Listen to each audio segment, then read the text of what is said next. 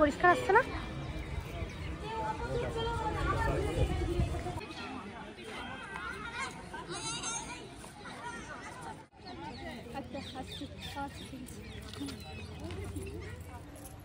চলো, স্টিকটা থাকলে কত সুন্দর হতো। আমিও অন্ধকার দেখছি, তোমার কত সুন্দর থাকি।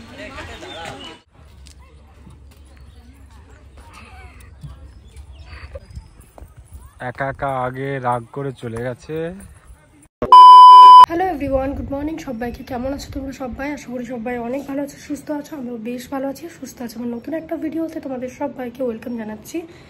তো আজকে হচ্ছে মার্চের 9 তারিখ আর এখন বাজে 10টা। আজকের ব্লগটা এখন থেকে স্টার্ট করছি। উঠে পড়েছি অনেক আগে, ফ্রেশ হয়ে গেছি, চাটা খাওয়া হয়ে গেছে, বিছানা গোছানো হয়ে গেছে। তো ভালো লাগছিল না ভিডিও শ্যুট করতে, সেই জন্য আর শ্যুট করিনি। তো এখন থেকে ব্লগটা আজকে স্টার্ট করলাম। তো চলো সারাদিন কী কী করি সবটাই তোমাদের সঙ্গে শেয়ার করব, পুরো ব্লগটা কন্টিনিউ করো। আর আজকে আমরা ভাবছি একটু হাজারদুয়ারি ঘুরতে যাব, জানি না যাওয়া হবে কি। তো ভিডিওটা দেখো তাহলে বুঝতে পারবে। তো চলো এখন নিচে যাব। ভাতটা রান্নাও হয়ে গেছে, আজকে সকালে সিদ্ধ ভাত। চলো খেয়ে নিই, পরে আবার তোমাদের সঙ্গে কথা বলবো। জিনিস দেখাই তোমাদেরকে। এই যে দেখতে পাচ্ছ, চেনটা আমার গলায় ছিল, তো কালকে রাতে না এটা কেটে গেছে। মানে ভাগ্যিস আমার চোখে পড়েছিল, মানে কেটে গলাতে ঝুলছিল আর কি, পড়ে টড়ে যায়নি। এটা আমার অনেক পুরনো চেন, আমার মুখে ভাতের চেন। এর আগেও একবার কেটেছে, ঝাল দিয়ে এনেছি। তো এবার ভাবছি এটাকে ভেঙে আর একটু সোনা দিয়ে এটা চেঞ্জ করে মায়ের জন্য চেন বানিয়ে দেবো এটা দিয়ে, আর একটু সোনা দিয়ে একটু মোটা করে। তো এটা আর পরা যাবে না। আবার ভাবো আমার 24-25 বছর বয়স হয়ে গেল, তো সেই মুখে ভাতের চেন এটা আমার।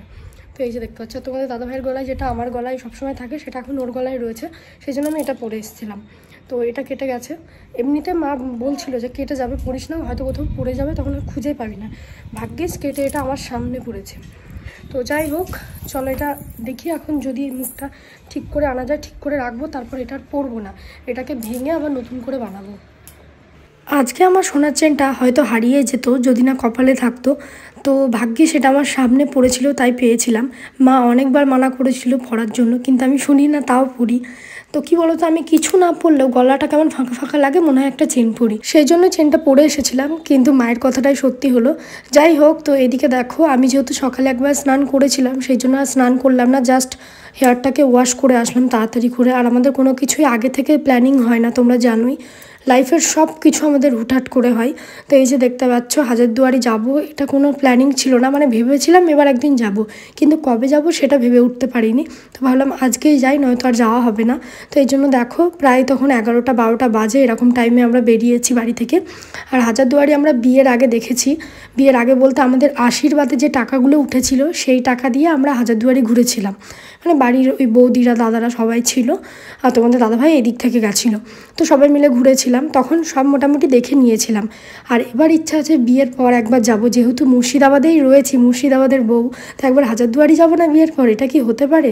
তো এই যে দেখো আমরা বাড়ি থেকে প্ল্যানিং করে এসেছি, 3টে জায়গায় যাব, হাজারদুয়ারি, মতিঝিল পার্ক আর কাঠগোলা বাগানটা আগেরবার দেখিনি, তো ওখানে যাব।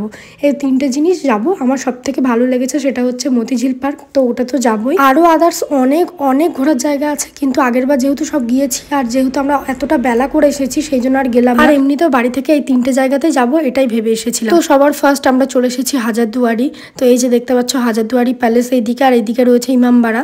আর আমরা আগেরবারও যখন এসেছিলাম তখনও মানে কাজ হচ্ছিল, তবে আগেরবার অনেকগুলো মানে জায়গায় দেখতে পেয়েছি। ভিতরে তো অনেকগুলো ঘর রয়েছে, কিন্তু এবার পুরো উপরটা একদম পুরো সিল করা আছে, কাজ হচ্ছে। জাস্ট ভিতরের একটা ফ্লোর আমরা দেখেছি, মানে পুরো কাজ চলছে। সেই জন্য এই যে দেখো বাইরে এসে ভিডিও নিতে পারলাম। আর ভিতরে তো ফোন অ্যালাউড না, ফোন সুইচ অফ করে নিজের কাছে রাখার একটা ব্যাপার আছে। তো বাইরে এসে ভিডিওটা নিচ্ছে। এই যে দেখতে পাচ্ছ, এটার স্টোরি তোমরা জানো, অনেকেই হয়তো জানো যে এটা অরিজিনাল যে হাজারদুয়ারি সেটা না, সেটা গঙ্গার কোনো একটা মানে বন্যা টন্যা কিছু কারণে সেটা ক্ষয়ে গেছে, তারপর এটাকে তৈরি করা হয়েছে। আমি এমনটাই শুনেছি, জানি না আমি ঠিক বললাম কি, যারা মুর্শিদাবাদের রয়েছে তারা বলতে পারবে। আর উল্টো দিকে রয়েছে ইমামবাড়া, ওটা সব দিন খোলে না, সপ্তাহে কোনো একটা বার খোলে। আর একটা কিসের টাইমে খোলে বললো, আমাদের ঠিক মনে নেই। আমরা সামনে একটুখানি ভিতরে ঢুকে কথা বলছিলাম আর কি আছে জানার জন্য। তো এই যে দেখো আমরা বেরিয়ে এসেছি, আর এখানে টিকিট ছিল বোধহয় 30 না 40 করে, আমার ঠিক মনে নেই। কি বলতো, এখানে দেখার জায়গা অনেক আছে কিন্তু সব জায়গাতে টিকিট। আমরা যেমন মায়াপুরে শুধু এক জায়গাতে টিকিট কাটি, আর যেটা বড় মন্দির হয়েছে ওখানে এক জায়গায় টিকিট কাটতে হয়, বাট এখানে তুমি যেখানেই যাবা সেখানেই টিকিট।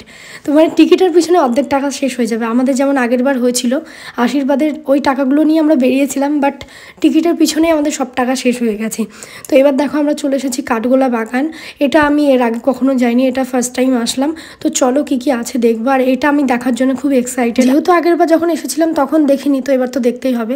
আর তোমাদের দাদাভাইদের বাড়ি থেকে এই মানে হাজারদুয়ারি বলো বা এই জায়গাগুলো আসতে আমাদের প্রায় 1 ঘন্টার উপরে সময় লেগেছে।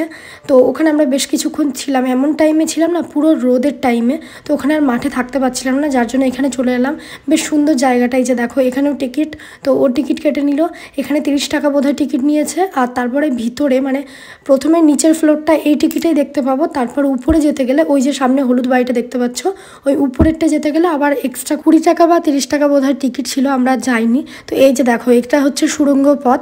তোমাদের দাদাভাই অনেক কিছু স্টোরি জানে, আমাকে বলছিল, আমরা গাইড নিইনি, আমরা নিজেরাই দেখছিলাম।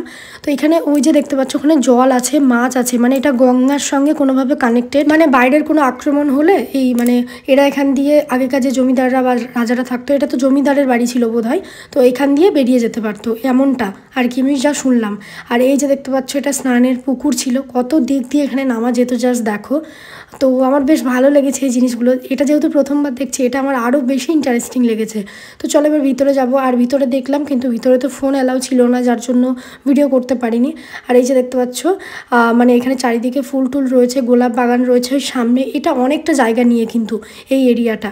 আর এই যে দেখতে পাচ্ছ এইখানটায় আগেকার দিনে নাচ গান এগুলো প্র্যাকটিস হতো আর কি, ওখানে লেখার ছিল। আর এই যে দেখতে পাচ্ছ এখানে বোটিংয়ের ব্যবস্থা আছে। তোমাদের দাদাভাই বললো এইটুকুনি জায়গায় বোটিং করে কোনো মজা নেই, চলো আমরা এবার মতিঝিল পার্ক যাব, যেহেতু বেলা চলে গেছে। দেখতেই পাচ্ছ আমরা অনেকটা বেলা করে এসেছি। আর আমার হাতের ব্যাগ মানে জলের বোতল সব আমি ওর হাতে ধরিয়ে দিয়েছি। তোমরা কারা কারা এমনটা করো কমেন্ট করবে। তো চলো এবার আমরা বেরিয়ে পড়বো। এবার চলে এসেছি মতিঝিল পার্কে, এখানেও টিকিট ছিল। এবার তোমরা কমেন্ট করবে তোমরা কারা কারা মুর্শিদাবাদ থেকে আমার ভিডিও দেখছো আর কারা কারা নদিয়া থেকে আমার ভিডিও দেখছো। কমেন্টের সঙ্গে সঙ্গে কিন্তু নিজেদের ডিস্ট্রিক্টটা অবশ্যই কমেন্ট করে যাবে। আমার খুব ভালো লেগেছে, আগেরবারও যখন এসেছিলাম মতিঝিল পার্ক, এটাও খুব ভালো লেগেছে। সেই জন্য আমরা বাড়ি থেকে ডিসাইড করে এসেছিলাম যে মতিঝিল পার্ক তো যাবই যাব। তো এখানে দেখার পর আমরা যাব হচ্ছে তোমাদের দাদাভাইয়ের মামার বাড়ি, মানে আমার মামা শ্বশুরের বাড়ি।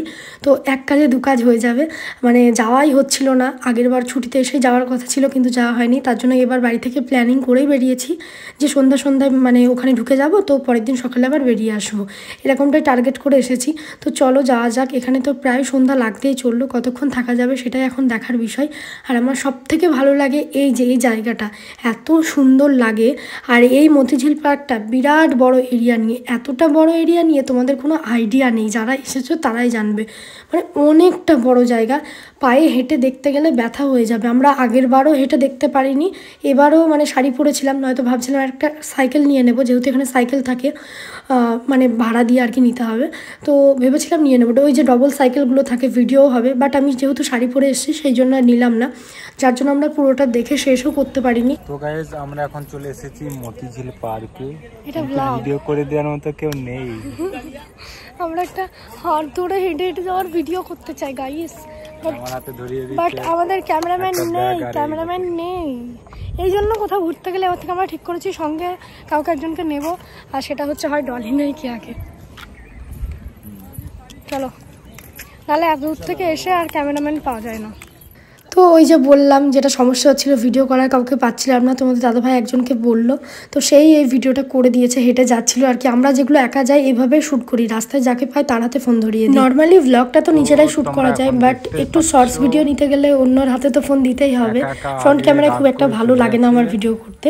আর এই যে দেখো আগের বার এত দূর পর্যন্ত আসতে পারিনি, এইবার এত দূর পর্যন্ত এসেছি, কিন্তু এখনো দূরে ওই যে দূরে দেখতে পাচ্ছ প্রচুর এরিয়া নিয়ে এই মতিঝিল পার্কটা, মানে দেখে শেষ করতে পারবে না। সকালে আসলে বিকাল হয়ে যাবে যদি হেঁটে হেঁটে দেখতে চাও, আর তুমি ক্লান্তও হয়ে পড়বে।